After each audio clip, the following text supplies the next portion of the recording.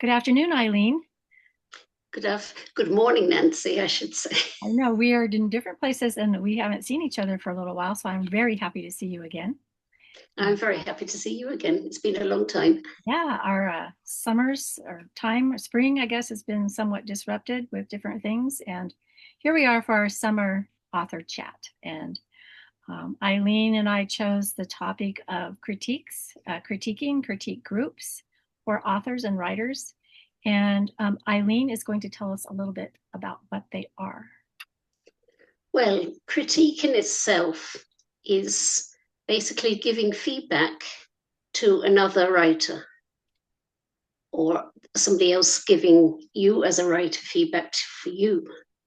And often it's a mutual thing between two people, maybe, or it could be in a group.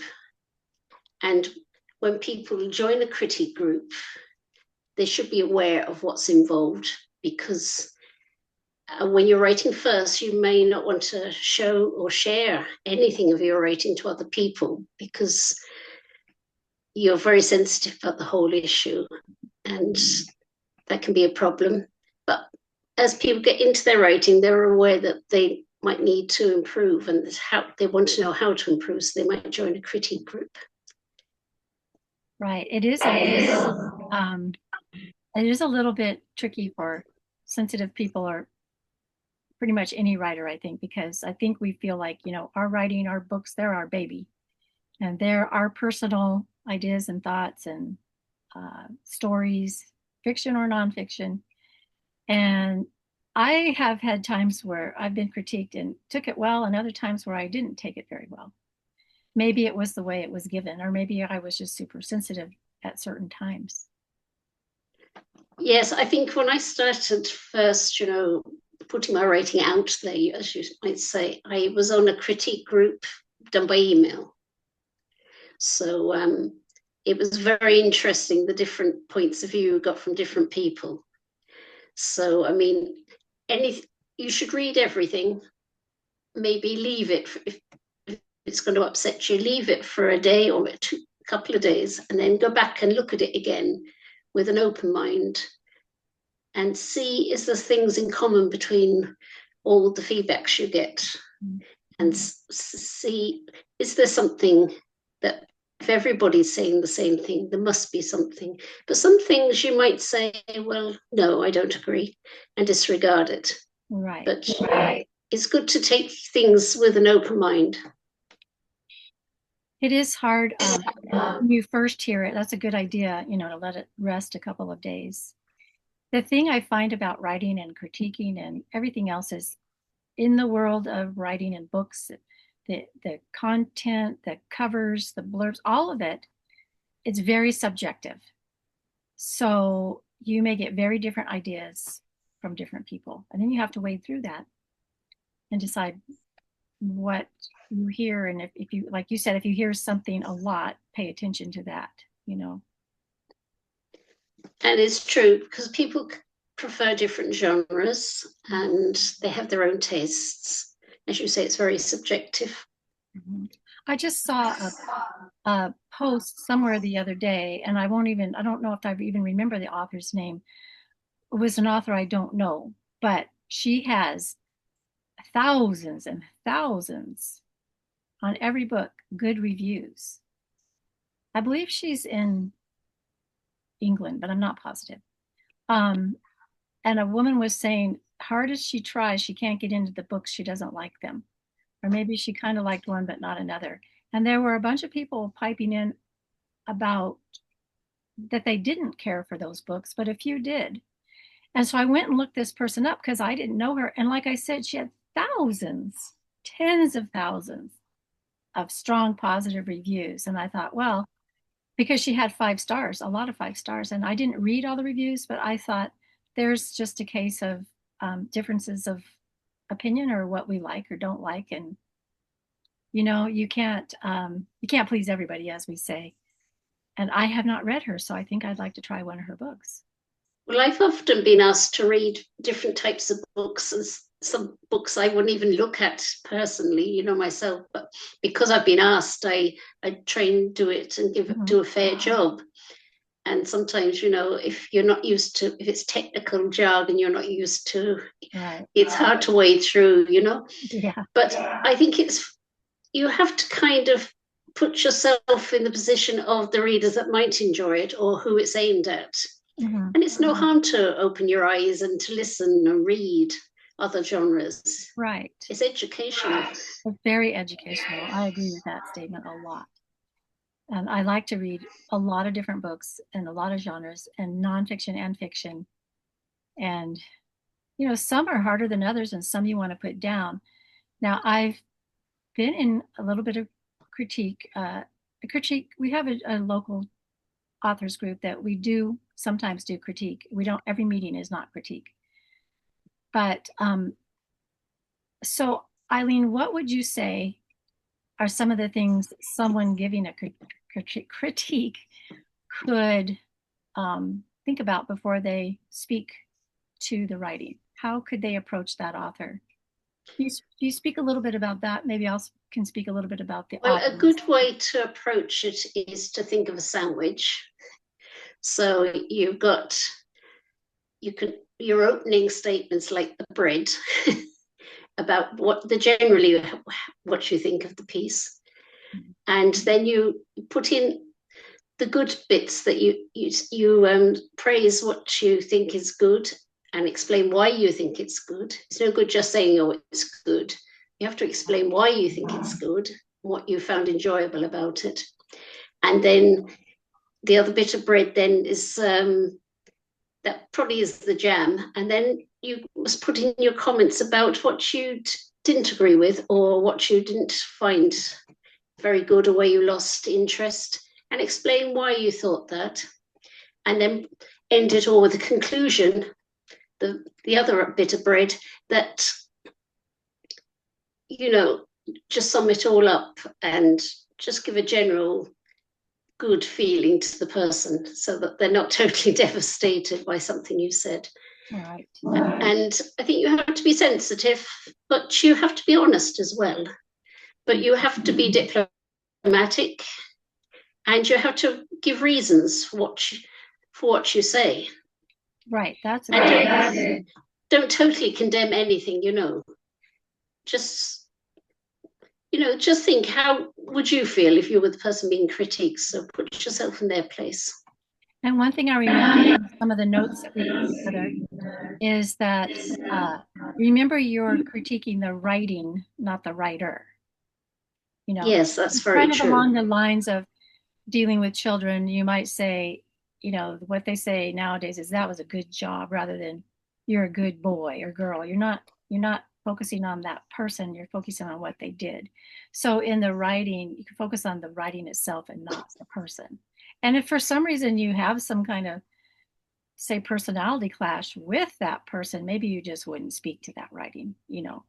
I mean, we have to think about how we interact with people and personalities and things like that. Being on the side, let's say we're on the side of one receiving the critique, it's everything you said. We have to be open-minded because sometimes we can't see the forest for the trees. We can't see our own holes, our own, some paragraph or part of a chapter that didn't make sense, or maybe you noticed, like I've had happen to me, someone noticed I changed the name of the character. I'm like, oh, because I needed to know that. And I had been trying to decide the name for that character. And part of the book, I called her one thing, and another part of the book, I called her another thing. Those are helpful things to be pointed out to an author. Or I remember one book I read, I liked the story and everything, but there was a hole that I thought was missing. Like, well, what happened with that part? It was kind of a big part in one area, and then it just got lost. And so I thought that was worth mentioning because I wondered what happened with that. But receiving it myself, I need to know the same things. Well, you said this earlier, but whatever happened with that? Why didn't you finish that thought or conclude that somewhere? There's just things we don't always see in our own writing, aside from that's talking about stories, but there's also maybe clumsy sentences or poor wording or something like that that could be pointed out. I know earlier in my writing, it was pointed out to me a number of times that I was repetitive, using a word or Yes. words too many times. So I've corrected that or made a big effort to correct that through the years. Yes, because I've had criticism of, the typical show, not tell, Yeah. you know, and I think we all fall down in that. Mhm. It's quite a hard one. So it Um, makes you think more about your writing when you get it feedback. does. I'm writing a story right now that I want it to be very impactful to the reader of what's happening. And the whole time I'm writing this scene, I'm thinking, am I showing or telling? Showing or telling? Because I want it to be shown so they can like feel it. And Yes, um, those things, yeah, that's something that I think gets pointed out to writers probably fairly often, unless for those who have really mastered that, but or active and passive voice. But that's another one. Yes, and it's just like it's really like by the ears. Well, reading too. It's just having a proofreader, not just proofing your editing your sentence or your commas, your grammar, all of that, but the story itself is more like what a critique is, I think, how the story is flowing or not flowing. Does that sound right to you? yes, and I also you have to think about that writer's voice, individual voice, and recognize that as well. Mhm. Because everyone's got their own voice. I think, That's and it's another, important to keep that and not right, not trying to change it too much, but to just point out where it might be better. A word might be better there, or right. suggestions. Yeah, that's helpful. I did receive a critique once years ago from someone, and I did feel that prick because I thought, no, that is not how I would say it. That's not how my voice would express that. I can't use what I felt I couldn't use what I was being told because it would change my voice. I caught the drift Yes, of what was being told to me, but I didn't want to change my voice. So it's it's subjective, and it's also something you have to be open to and be willing to uh, correct yourself where necessary. yes, because when you're receiving critique as well, you can't be too defensive. It's best to say nothing at all, and let's just say thank you if somebody has said something nice, or just to be open-minded and listen and Mhm. take it all on board. You don't have to agree with what everybody has said, You have to but you have a little can. bit of thick skin. I do know people who have left groups because they got offended. And I know others who don't want to speak up because they don't want to offend. So you just have to have a little bit of thick skin. What I want to say, gentleness in your critique and kindness, and take it for what it's worth, you know? Well, I'm always very grateful to those people that I know have spent a long time actually being very thorough reading it and going over it, and have given me really helpful suggestions and probably new ideas. Mm-hmm. And I really appreciate those kind of people that critique my work, because I know that they've put the effort in and been Right. very conscientious about it as well. Yes, being conscientious is important. And I wanted to just bring up a topic that I heard a lecture on. Honestly, I can't remember now. Brandon somebody. Ah, I've just lost his name in my head, but It will come back. he made the point that there are two basic types of writers. Like you can say the architect and the gardener, or the planner, and the pantser. The one who outlines in depth, creates the whole story on paper in outline form and many cards, um, boxes, fleshing out the characters deeply before they ever write the book. And then there's the others who have the idea, they make a few notes and they begin. And that's the pantser or the gardener. And he was making the point that if you're a gardener type writer, which I am, you might be more susceptible to critique that won't help you if you're being critiqued by an architect because they think differently about it. And he said he knew one case where a woman who was like a gardener type writer listened to the critique, and she ended up changing her whole story. It turned into something completely different than what she was writing or desiring. And he said the pantser writers, the gardener writers, are more susceptible to that because there's less structure because they're writing as they go and it's coming to them as they go. And he gave some pretty good, examples other than that one woman of that. Whereas somebody building like an architect, they might say, oh yeah, I could slip that into this box or into that outline. It's just a different way of approaching.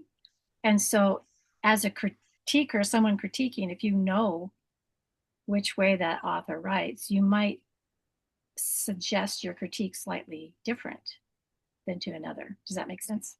That's very interesting because I'd be like you, I'd be a gardener or a pantser. But I mean, at some stage when you're writing, you might be going with the flow, but you you suddenly realize that you have to plan what's going to happen next or how's that going to end. So you might do a kind of a loose plan. Yes. And then as you're going on, you might kind of get more idea where your plan is going. You get more precise about your plan. You kind of say, well, yeah, this is going to happen that chapter, that's going to happen the next chapter, but you're not quite sure Right. how it's going to happen, but you have some idea that's going to happen that way. But Yes. then it can change. Your characters might change it altogether. Yes. Sometimes it grows into something different. I don't outline. Like I said, I just say, okay, in chapter one, it's basically going to be this, and the story's going to go like this, and I'll break it into chapters where it seems fitting. But Yes. when I listen to authors who do the very thorough outlining and the storyboards and all of that, my brain starts exploding like, I don't think I can work that way. But some do, and they do it really well. So his point was for someone who's more free flowing and is maybe not even sure the exact outcome yet, the critique can possibly hinder where they're going in their mind from the architect who's building it for them. So it was an interesting thought, you know. He said Yes. if you're a gardener writer, you might not want to go to critique groups. You're more apt to be persuaded a different direction or maybe even more sensitive. I don't know. But it was an interesting topic. Because I mean, I always had notions of writing a grand novel, but it's the plotting that always gets me down every time. I'd started writing one and I was doing it one way, and then I was at an online kind of critique thing. And like that, they were kind of totally changing the way I approached it. But then I kind of lost my feel for it, so I haven't done it. So that might be an example, you know. Yes. Um, I had that experience early on when I wanted to write my first fiction, that the Old Woman series, and someone suggested something to me, and I'm like, no. In my heart, I'm thinking, no. That is No. not what I want, not what I plan, and no. And I didn't say much. I just was thinking, no, no, no, Yeah. because I had my idea already. Don't mess with my idea. You know, that's how Yes. I felt. Don't mess with my idea. But eventually I got that written, but it was years later. So maybe you'll still write that novel. Right. You never know. Maybe.